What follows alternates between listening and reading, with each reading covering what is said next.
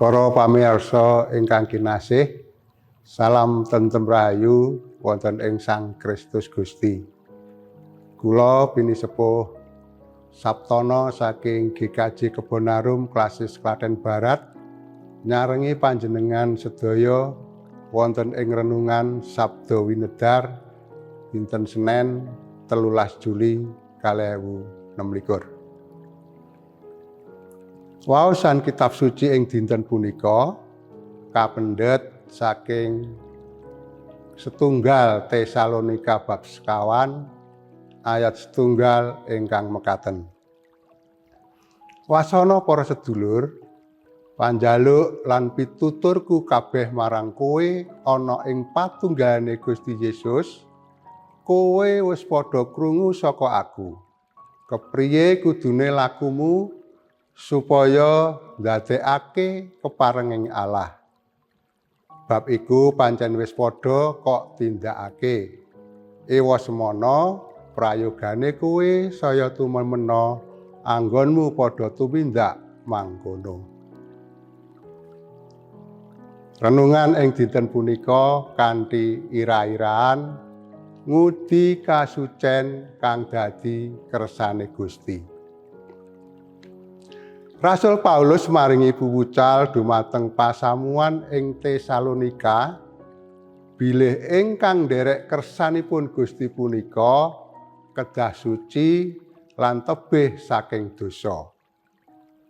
Rasul Paulus ngersakaken supados umat nindakake kabecikan miturut piwucal ingkang sampun diparingaken.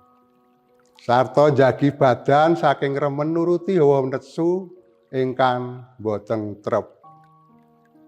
Kasucen punika boten namung bab tata lair utawi kajasmanen, nanging nepsu lan krenteking manah ugi kalebet. Ngudi kasucen punika wujud ngurmati badan minangka padalemanipun Sang Roh Suci. Ing wekdal samangke kasucen dados bab ingkang langka lan asring dipun wastani kolot. Nanging kersanipun Gusti tetep sami. Awit panjenenganipun nimbali kita dados umat ingkang boten benten kaliyan donya. Ngudi gesang suci punika boten namung nebih saking panggoda, nanging ugi nindakaken lampah gesang ingkang suci lan ngajeni sesami.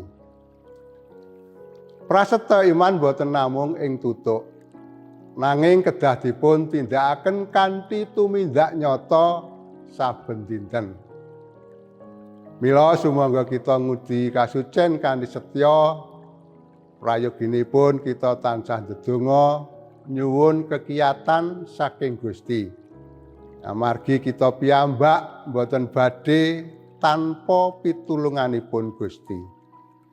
Sampun mantos kita nglirwakaken pangandikane Gusti lan nilan pakaryanipun Sang Roh Suci. Mugi kita tansah tresnani Gusti kanthi manah ingkang suci, tresnani sesami kanthi ikhlas, lan ngudi sikep gesang ingkang mulya. Amin. Dumugi sepanten renungan Sabda Winedar ing dinten punika, sugeng pinanggih wonten ing renungan saklajengipun. Gusti berkahi.